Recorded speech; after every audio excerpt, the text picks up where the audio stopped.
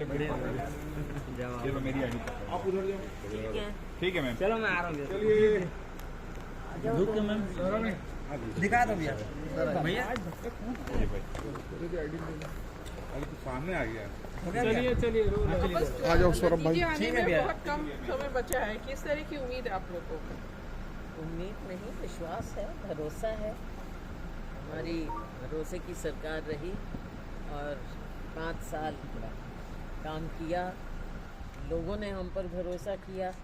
हमें पूरा विश्वास है, पूरा भरोसा है कि फिर से हमारी सरकार है।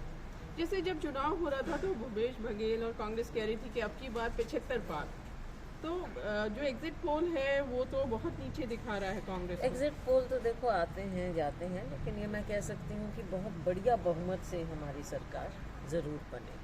अच्छा, क्या वजह आपको लग रही है कि दोबारा सरकार आ जाएगी? 5 साल हमने काम किया, लोगों का भरोसा जीता, लोगों के बीच में रहे, जो उनकी इच्छा थी उसको हमने समझा, हर वर्ग को समझा। चाहे हमारा आप समझ लीजिए मज़दूर, किसान, महिलाएं, युवा, हर एक वर्ग को हमने उनकी ज़रूरतें समझी। समय के मुताबिक क्या किसको मिलना चाहिए वो हमने किया। और सबसे बड़ी बात ये है कि विकास में हिस्सा मिलना चाहिए, विकास में हर वर्ग का हिस्सा होना चाहिए। उसे महसूस हो कि ये मेरी सरकार है और जो भी प्रदेश आगे बढ़ रहा है उसमें मुझे भी कुछ हिस्सा मिल रहा है। मैम कल जो मुख्यमंत्री बैठक हुई कौन? है उसमें मुख्यमंत्री कल कौन? कहीं जाने का प्लान बना है क्या? कल कोई औपचारिक बैठक नहीं थी ये वैसे मीडिया में, लेकिन अब मैं आई कुछ दिन बाद तो कुछ सीनियर लोगों के साथ बैठकर इतने दिन में क्या कुछ तो आपस में बैठ के हंसी मजाक भी होता है और लेकिन बातें डीके भी शिव होती कुमार हैं कह रहे हैं राजनीतिक। कर्नाटक में मैम कि चर्चाएं हैं कि रिजॉर्ट पॉलिटिक्स की भी हाँ, तैयारी डीके शिव है, कुमार चार्टर प्लेन भी तैयार है। क्या आप कितना इत्तेफाक किस रखती हैं? लिए करेंगे, किस लिए करेंगे? ऑपरेशन लोटस इसलिए ना ये इनका क्या मतलब है, उल्टे सीधे काम बीजेपी करती है, लेकिन हमारे सभी बढ़िया ढंग से हम जीतेंगे और सभी लोग एकमुश्त होकर अपनी सरकार बनाएंगे। मतलब आप लोग आश्वस्त हैं कि यहाँ पे इतनी मेजोरिटी आएगी कि कर नहीं पाएंगे? बिल्कुल। लेकिन आप लोग की तैयारी है उसका मुकाबला करने के लिए, जो चर्चा है कि ऑपरेशन लोटस चलने वाला है अगर जरूरत पड़ी तो? मैम बीजेपी लोटस तो वो वैसे भी चलाते ही हैं, और कहाँ पर क्या अगर उनका सच में ठीक होता तो कहाँ पे क्या क्या कर लेते वो।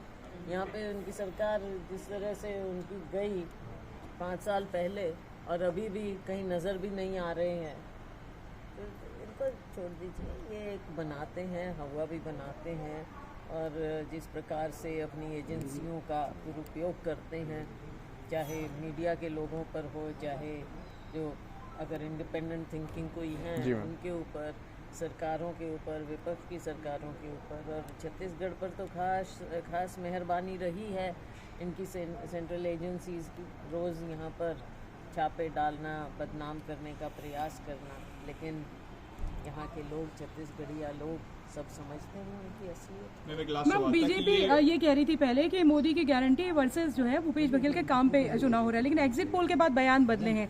जैसे कि वो कह रहे थे अब बीजेपी वर्सेस कांग्रेस था और कोई मोदी बहुत बड़ा चेहरा है और वो भूपेश बघेल।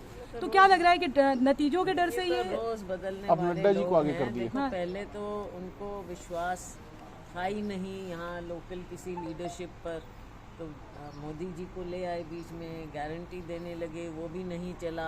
और अब जब उन्हें मालूम पड़ गया कि सरकार उनकी कहीं आसपास भी नहीं है, दूर दूर भी नहीं है, कहीं बीजेपी का नाम नहीं है, तो अब बदलना तो है ही नहीं। मैम सीएम भूपेश बघेल ने पत्र लिखा है प्रधानमंत्री को, और जो है ऑनलाइन बैटिंग ऐप जो चल रहे हैं उस पर बैन लगाने की बात की। इस पर भाजपा नेताओं का भी कहना है कि अगर राज्य को अधिकार अगर चाहे तो प्रतिबंध लगा सकते हैं। देखो, ये एक बहुत बड़ी गेम है जिसके इंटरनेशनल मामले हैं, इंटरनेशनल कनेक्शंस हैं, तो ये केंद्र सरकार को करना चाहिए और करना चाहिए था समय पर, किया नहीं। यहाँ पर तो जो काम हो सकता था पिछले साल से ही शुरू कर दिया था।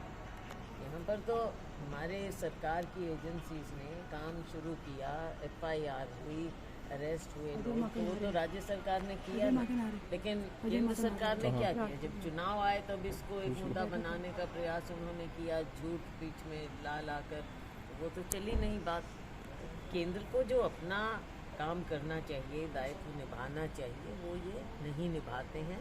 केवल सेंट्रल एजेंसीज को विपक्ष के लोगों के खिलाफ इस्तेमाल करते हैं अजय मां का नारा है, हम और रात को झूठा प्रोपेगेंडा फैलाते हैं।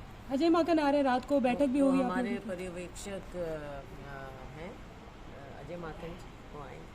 मैम अच्छा, आपके होता है हमेशा एक नेता बहुमत आ गया तो मुख्यमंत्री कौन होगा, ये बड़ा सवाल सबके मन में। तो अभी फैसला होगा ना, अभी फैसला होगा, एमएलएज मिलेंगे, उसके बाद हाईकमान फैसला करते हैं। तो ये हमारा एक सिस्टम है, एक दिन बाद आपको पता चल जाएगा। मैम आपके आगे में नेता प्रतिपक्ष पूर्व, दाएं में नेता प्रतिपक्ष वर्तमान, आप चाह रही कि ये लोग दोनों बरकरार रहें नेता प्रतिपक्ष के रूप में? ये उनका क्योंकि अंदरूनी ये वाला एरिया पूरा नेता प्रतिपक्ष का ही है। इनका अंदरूनी मामला है, जो भारतीय जनता पार्टी चाहे बार बार बदलते रहे, देखते रहे, एक्सपेरिमेंट करते रहे, लेकिन नतीजा तो कुछ निकला नहीं ना ज़मीन पर।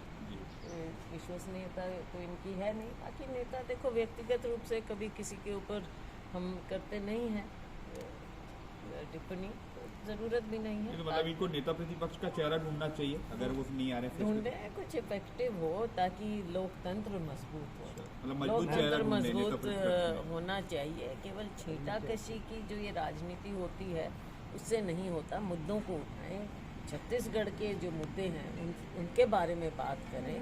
तो देखो, सरकार भी ध्यान देती है, और हमारा हमेशा हमारी कांग्रेस पार्टी की तो परंपरा रही है लोकतंत्र की।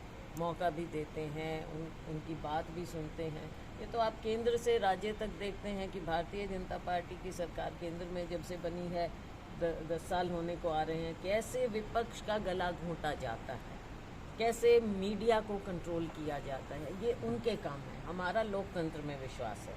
यहाँ पर छत्तीसगढ़ के लोगों के हित में जो भी कार्य होगा, चाहे वो कोई भी सुझाव दे, हम हमेशा उसका स्वागत करते हैं। मैम एक सवाल ये भी है कि 14 सीट अभी वर्तमान में भाजपा की, और एग्जिट पोल के अनुसार 35 से ज़्यादा सीट अभी जो है मिल रहे हैं उनको, तो आपको नहीं लगता मैम ऐसा ऐसे है, में और भी असलियत- काम करने की आवश्यकता है? असलियत कल सामने आ ठीक जाएगी। है, ओके।